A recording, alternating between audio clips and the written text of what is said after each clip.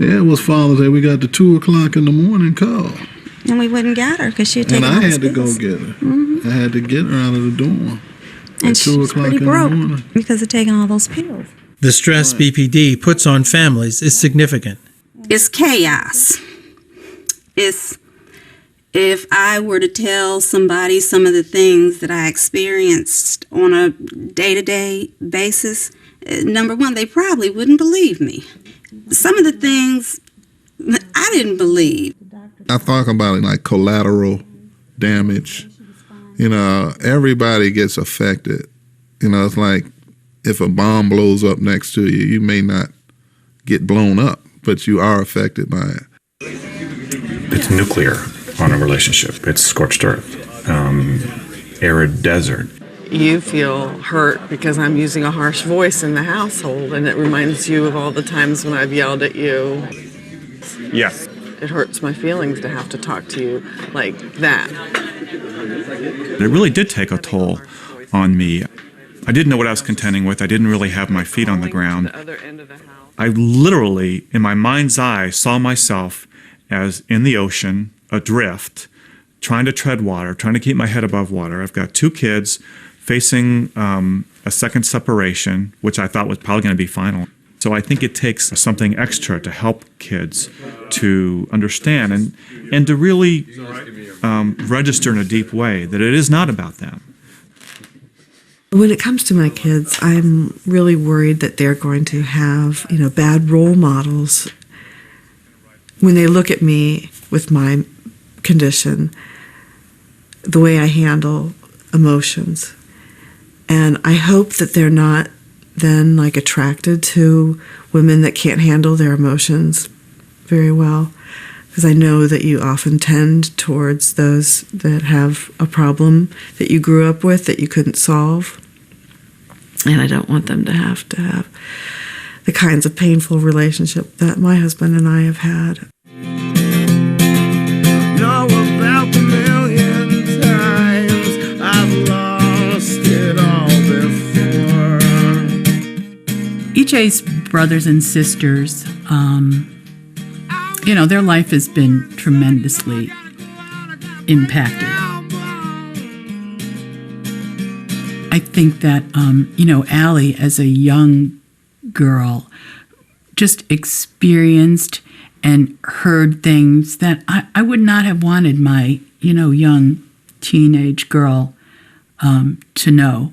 I remember one night, woke up in the middle of the night and there was a bunch of empty pill bottles on the counter and they were all knocked over, he had taken them all or whatever. And it was sort of oh, I'm going to kill myself because everyone hates me. And, it was like that was really scary. Nobody knew how to deal with it. I didn't know when it was going to end or what, if things were going to get better or was he going to grow up and things were going to change. And so, it felt like things were out of control.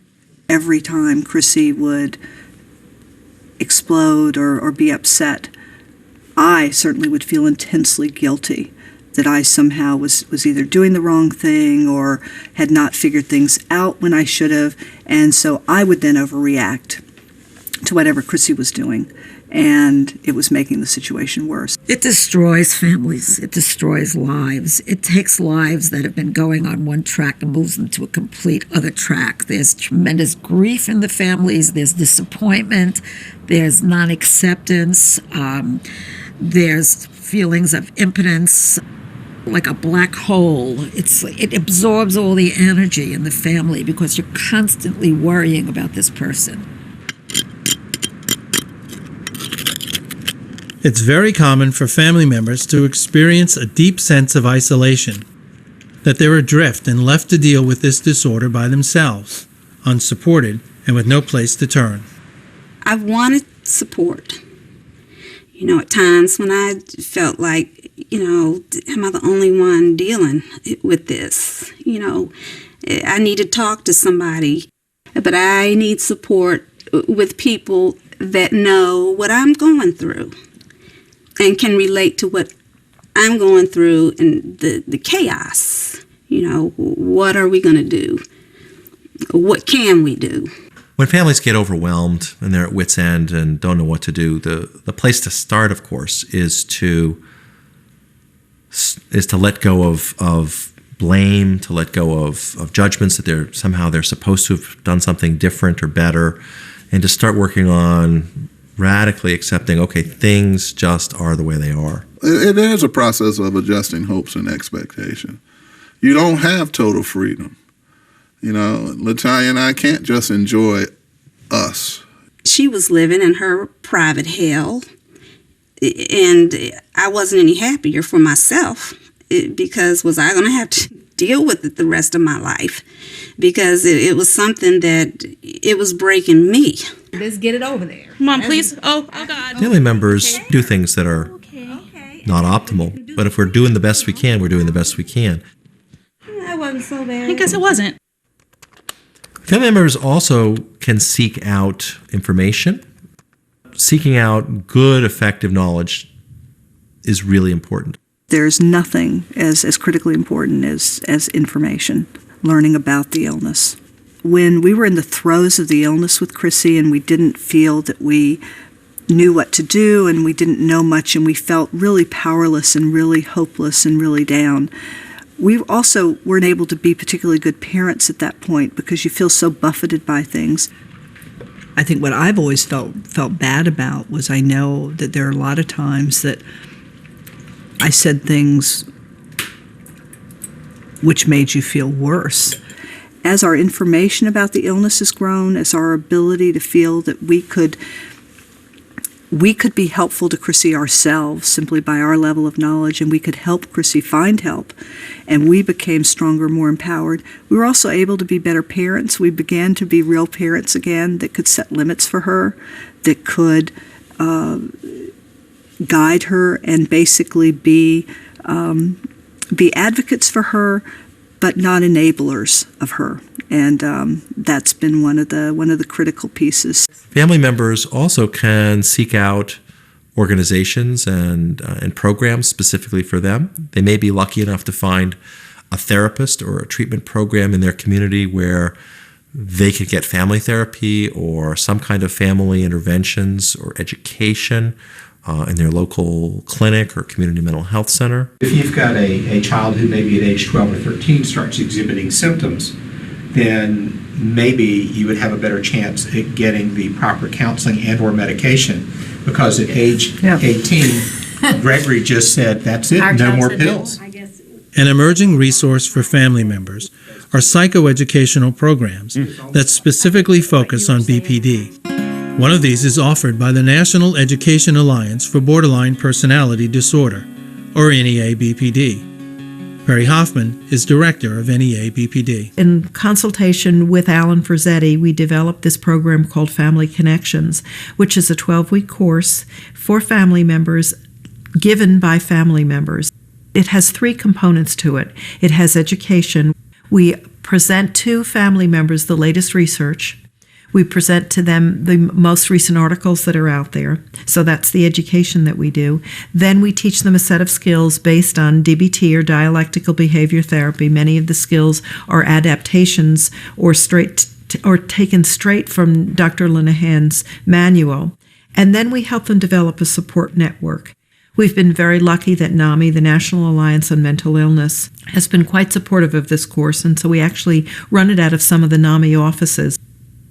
Family members are very de-skilled, and so what we do is because we teach them skills, we found that we've increased their level of mastery.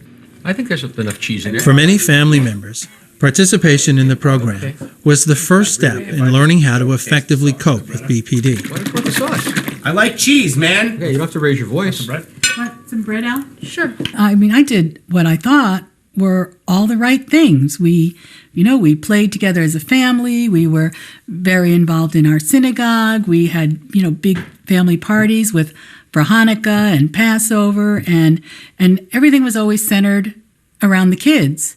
We had a carpool for Hebrew school, and my kids were doing exactly the same thing that everybody else's kids were doing. And mine ended up, in the court system. How do we get here? It's hard to see. It was just overwhelming until I ran across a group online that mentioned the NEA BPD Family Connections program.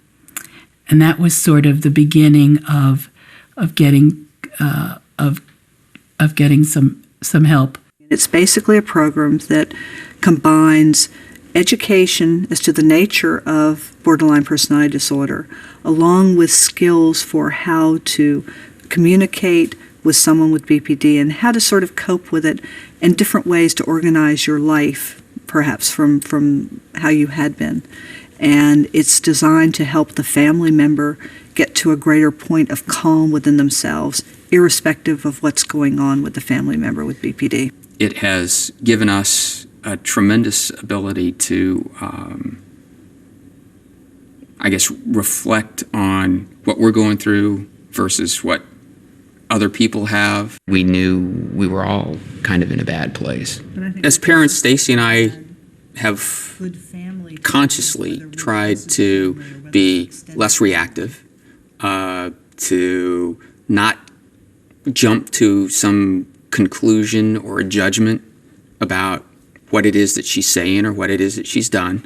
And that's one of the skills that we learned in the Family Connections program. I think it's made a tremendous difference for Stacy and I as a couple, I think individually, and for Chrissy. I was thinking about how, like, when the kids go to college, and it's just you and me, what that kind of life would be like. Family Connection was the first time that I was able to talk with someone about what was going on at home. The first time. I got to the point where I could be with her, which is what I wanted. I wanted us to kind of live and grow through all this and evolve into a more comfortable way of being together. I could be with her. And she so appreciated me being there with her, and she started calming.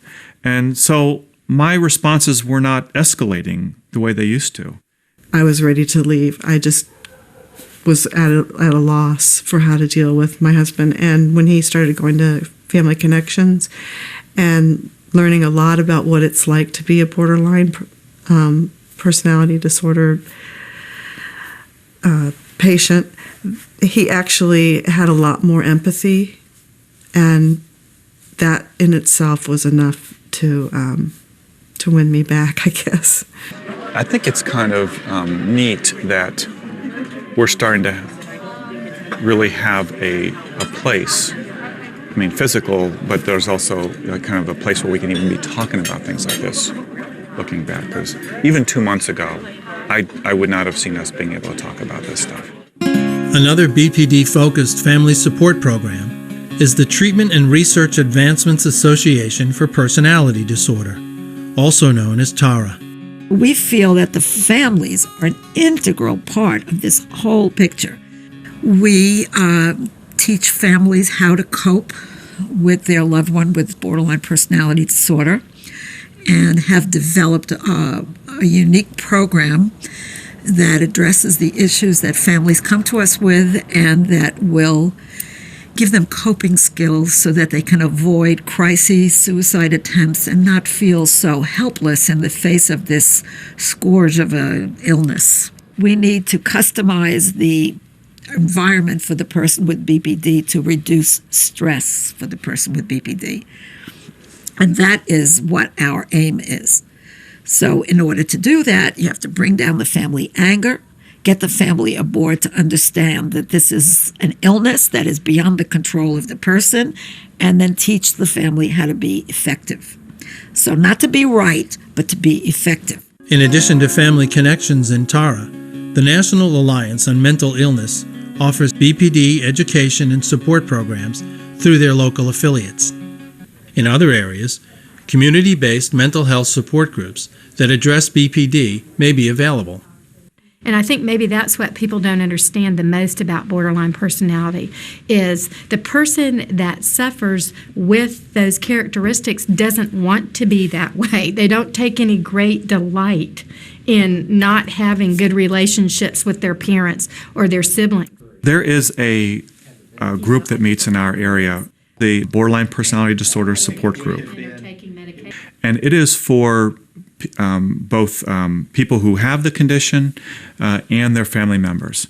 And it's often a place that people go to when they're just starting to dawn on them about what this is, and they're hungry for more information. They're hungry to meet some other people, and they have discussions they don't have anywhere else in their lives. When you're going through all this stuff, it's like there's nothing else happening except just this, please just let me get through this, and it's designed to both educate about borderline personality disorder as well as explore treatment options in the local area, as well as just provide a forum for people to come together and talk freely about the illness. Physically, Yes. the amount of attention and time Thought and time. And I was thinking about the other physical day labor.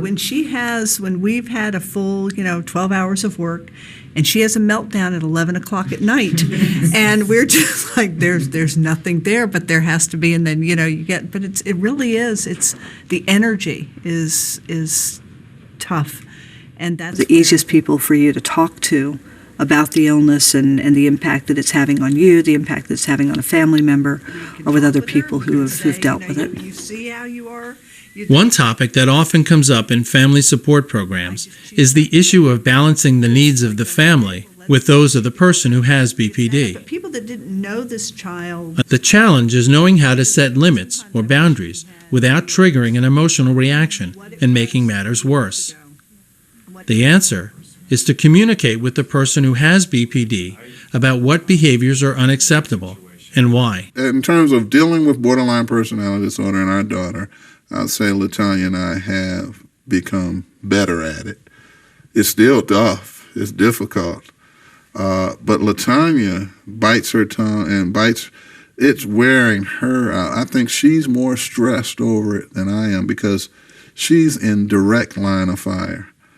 I'm kind of like, the bullets ricochet off of her and hit me. So it's difficult to set limits. She's not her age emotionally, and therefore she does have curfew. She does have to be in at a certain time. Structure.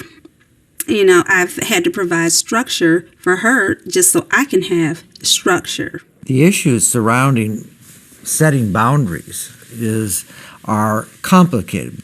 It begins with the fact that parents oftentimes are inconsistent. That when they're angry, they'll set boundaries or limits which may be too punitive. And when they're feeling sorry for their borderline offspring, they may be too guilty or too compassionate to set the limits which would be helpful for that person. So it isn't as if you can say that a limit is good or bad. It has more to do with protecting one's own welfare. That is, it's not good for a borderline offspring to hold their families hostage. Sometimes setting boundaries doesn't work, and the person with BPD may have to leave the household. When we asked EJ to leave, it was really because we had other kids. And we finally came to the point where we realized that we had to get our home back. And if he couldn't be part of it, then he couldn't be part of it. There were a couple of years that were my worst nightmares. I was at work one day and my husband called me and he said, "You have to come home, we have a problem." My daughter had been in the house and EJ was downstairs and was doing some things that scared her. And when my husband came home and confronted him, he just went into a rage. I lost my temper. He lost his. I think he threw a lamp my direction. I don't know if he threw it at me, and it shattered. I called 911. Allie's crying. I said I needed him removed from the house. I had a girl over and we were doing drugs all night and she ended up passing out in my room and I woke up the next morning and then we left the house for a little bit and I came home. My dad was home and I didn't clean up the mess. So there was just drug paraphernalia like everywhere and me and my dad got into a huge fight. I punched him here and left. My hand was bleeding. I walked down the road. A friend of mine came pick me up. He smashed his hand through something and, it was bleeding everywhere and it was scary. He ran out of the house. It was just walking around our road with like a bloody hand. And it was scary. It was really scary. And he again got admitted to the hospital, and that was the hospitalization where the therapist said, "You can't bring him home. If you bring him home, he's going to do it again." Although important, setting boundaries with a person with BPD can be difficult. It's not easy.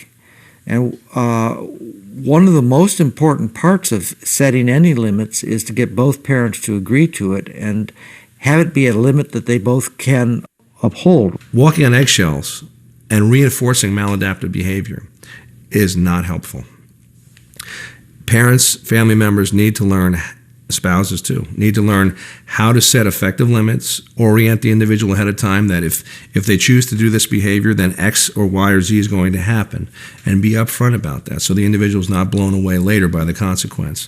But those kinds of things need to be put into place in a calm, cool, collected way, not in the heat of the battle, if you do this, I'm going to leave you, but kind of in a more moderated, modulated, kind of well-modulated way. Say, here's the problem, here's what we need to do to kind of, this is what I need in our relationship, and to have a heart-to-heart about it, and to be direct. We gave him a cutoff point and said, by this date, you have to be employed and you have to pass a drug test.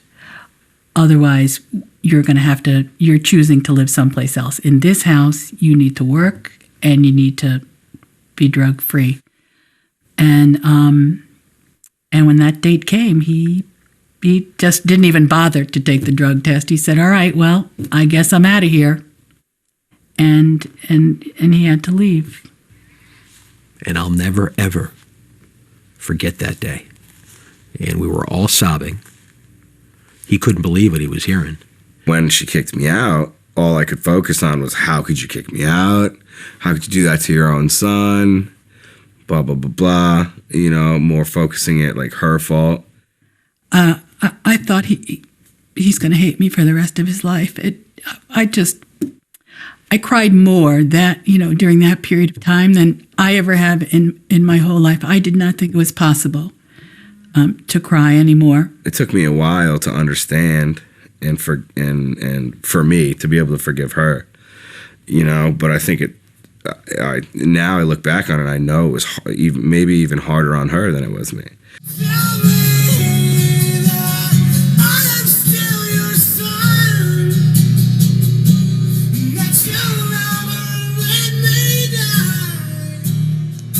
He wrote a song around that time called Homeless, and some of the words were, I can't live on my own, and I need to know that I'm still your son.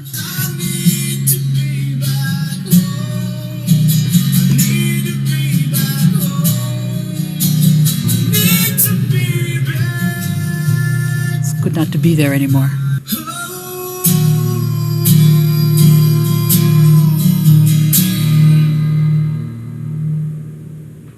You wrote, "Tell me that I'm still your son," and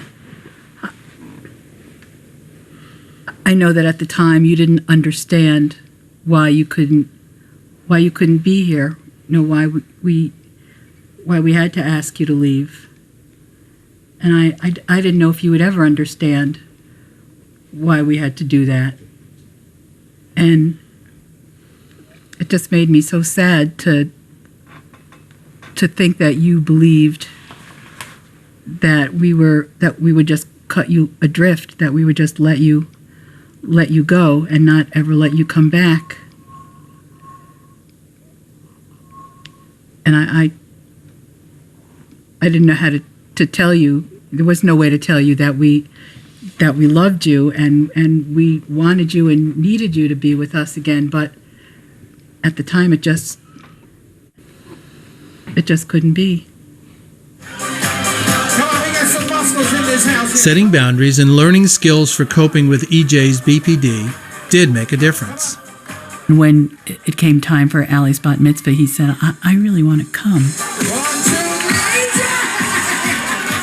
And I said, well, you know what? We really want you to be there. But Allie is really not going to be comfortable with your red hair or orange hair, whatever the heck it was. So we asked him if he would just trim his hair, just so it wasn't like clown hair.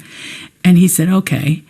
And he came. I felt like we were so lucky to have him there, with us, because I was so afraid that he wouldn't be. Very proud of you, Al. It was about 3 months into the, after the Family Connections program that EJ did come home, and we were having a conversation about something. And it was a conversation about, I don't even remember the topic, but it was something that I'm pretty sure 6 months before that would have sent me into a tailspin.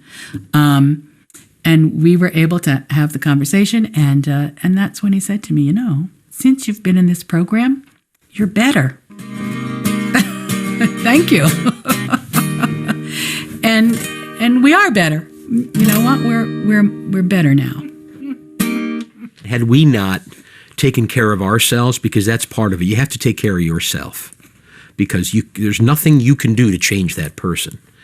You can change how you react to that person. And that's what we had to learn to do, and that's what we did.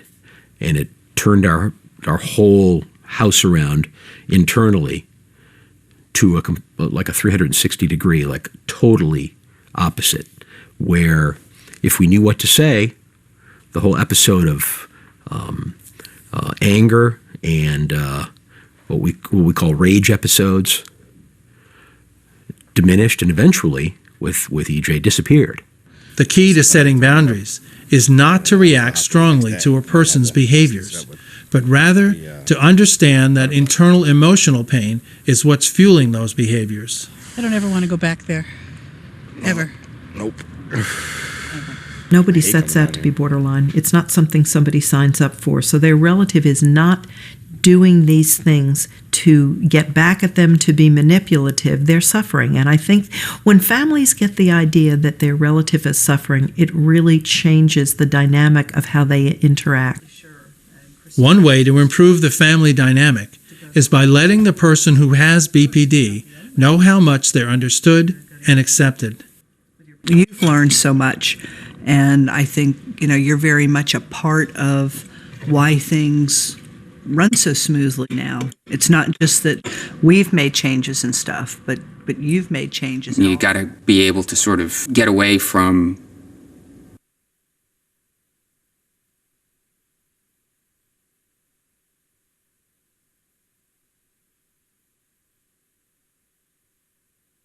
how much money they're spending on frivolous stuff, or the fact that they don't clean up after themselves, or they're not performing to your expectation in their job or at school, and recognize that for what they're dealing with, they're doing the very best that they can. People telling me you're doing a good job, helps me so much. A lot of criticism doesn't help me, yelling at me and telling me that I'm doing stuff wrong and everything just makes me feel worse, and it makes me want to do things less. Not make me want to do things less, but it makes me feel hopeless and worthless. But when somebody says, you're doing this really well, maybe you could work on this, I'm like, okay, but now I know I'm doing something right. And having people around me say that I'm okay, that I'm good at something, really helps. Right. Gonna switch. I love cars. I've loved to drive. It was one of the things I really wanted to do as a father, was to teach the kids how to drive. My dad is teaching me how to drive. I did my first session on a stick because my car is a stick. There you go. All right. Okay, now keep your speed down. Keep your speed down so you can sort of get a sense for what it takes to steer it. She's very, very enthusiastic with it. She wants to do it really badly. The challenge is that, there's attention span issues, and there's frustration, emotional regulation issues. And that makes it at least interesting, if not exciting, to get behind the wheel. Sweetie? I'm sorry. Go, go, go, go. I hate this. I hate it so much. It's funny, everybody does this, okay? By the end of it, he's like, you did really well. And I'm like, no, no, I didn't. This is awful. I hate this. Know how to do. For Chrissy, being able to drive is going to make a tremendous impact on her sense of independence. When she's mastered the skills, I think it's going to open a whole new set of opportunities for her. One of the most important principles in BPD family psychoeducation is accepting that their loved ones are suffering. This acceptance is an important step toward improving the family dynamic. You can love them unconditionally and know that the words that come out of their mouth aren't what's really in the heart or the soul, but that they're in pain, and so that pain is inflicted out. I think Gregory's symptoms really started when he was like 4 years old. He would have these rages and run into parking lots and say, I'm going to kill myself, I'm going to run into this car, and I would scoop him up and just rock and sing to him for 30 minutes. And my mom said, God made no mistake by making you his mother, because you will walk through this with him. And it's that commitment because you love them so much. Families need to know that they matter. They make a great deal of difference in the quality of life of their loved one. They make a great deal of difference in augmenting the outcomes of treatment for their loved one. They make an enormous difference in what's going to happen to their loved one. Even at those moments when it seems like I have no impact, there's nothing I can do. It doesn't matter what I do. It does. It makes an enormous difference down the road. I remember being in therapy with my mom and dad and my sister, and it was talked about, the family dynamic and how we interact with EJ and how it works. And it's like, okay, EJ has borderline personality disorder, and this is what's happening, and here's how we can all deal with EJ as a group to change it. And it's like he's not even in that discussion. He doesn't even know, like, we're having this meeting about how we're going to deal with you, and you're not even involved. And then, then we all sort of make adjustments, and then, over time and hard work and time, and it's, it's not easy, but these boundaries and this hard work and this education and this time, and then the family is able to have that impact on that member of the family. I think that's amazing. Coping with BPD requires understanding the nature of the disorder and how people who have BPD experience life. This understanding can help to repair and restore family life. I think things are better now because the family, my mother and father and Allie and I, were educated on it and interacted with EJ differently than we had in the past. And I think that's why things are better now. I don't think he hasn't changed, really. We've changed the way that we, interact with him, and they've changed. My parents have changed it with him in the way that they, set goals with him and boundaries, and they interact with him, and that has been what's evolved the family dynamic into the way it is now. He's still the same person. He's still loud, and he's still very energetic and outgoing, but he's not in a really bad way anymore. It's sort of like a positive energy more than a negative energy. For years, I was the focal point of all of his hate, and I didn't really like him very much either. And now we really do. We get along, and I'm able to say to him recently, I'm really proud of the man you are becoming. And I never thought I'd be able to say those words to him. Those things that we don't I don't like this bacon. intentionally sign up for is baggage that not only we carry, but everybody else around us is going to carry. And if your family isn't going to help you carry the baggage that you didn't sign up for yourself, who's going to? And I mean, that's again, to me, getting back to, they're carrying some of my baggage, I'm carrying some of their baggage, and that's what a family does. I tell folks to follow their instincts and to take care of themselves, to look for places where they can find the support that they need, and not to give up hope in the future of their child.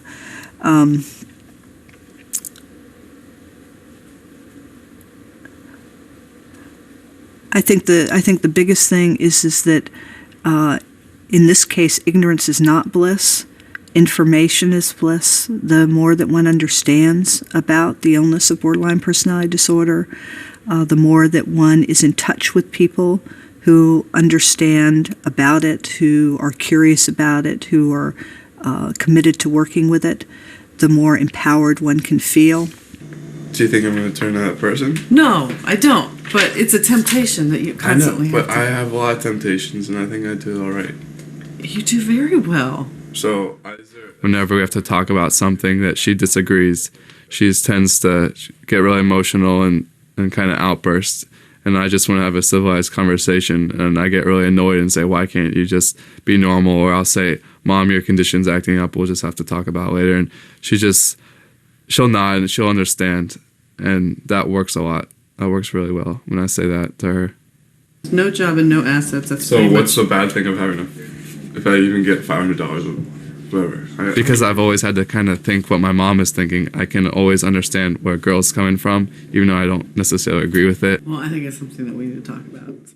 Been with my girlfriend for 1.5 years now, and we have not argued one time, which I think is a pretty impressive standard, just because I'm able to understand where she's coming from, and I'm able to appeal to what she thinks, which I don't think I would have been able to do if my mom didn't have her condition.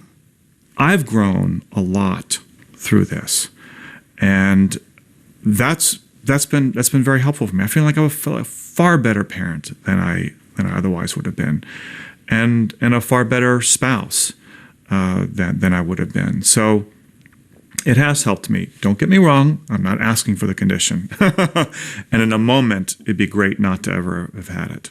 Just like that, boom. I'm just saying that some good things have come out of it for me too. I look at her, there's still a sadness there because, you see other kids her age that have, moved on to different, areas in life or maybe getting ready to graduate. But that's okay. She will in her time, and I know that she will. And, we have hope. It's just something you got to deal with right now. It is what it is. So there's hope, that she's going to be okay and that she's going to improve because she has been improving. And I have to have hope. There is every reason to be hopeful. I've seen so many people get better and people come back and either by email or by phone or come to my office and their lives are just where they wanted them to be. I feel very hopeful about my future. I know that I've just got a lot going for me. I know I'm talented and smart and that I can do like a lot of things, like anything I want, really. Maybe not chemistry, but some of the other things in the world that the world has to offer. But yes, I'm very hopeful about my future. I'm definitely not on top of the mountain running my victory lap because I still got a lot of work to do. And I know that, though. And I don't let it overwhelm me. And today, I think I'm stable, I still have some of the similar thought processes. I still get flustered. I still trip and fall every once in a while, but I get back up. I'm doing the school thing, and I just keep busy with anything I possibly can. I try not to have a lot of idle time, because if I have idle time, I know that if I have idle time, that I'm more likely to get back in to that downward spiral. And that's really my main goal in life right now is maintenance, just to stay level and not go back to that. I think it's really scary having this diagnosis, and I feel for the young ones that are just starting, but I do feel there are ways to cope with it. I don't think that there's really ever going to be, life without borderline, at least not for me. I don't see it as going away, but I do see it as becoming manageable. It can get better. I mean, as long as you put in the effort, like, it doesn't just happen. It really does require a lot of effort, and it's exhausting sometimes. There are days when I've just been like, I can't do this anymore. It's so hard. But, you know, it's a million times better than the alternative.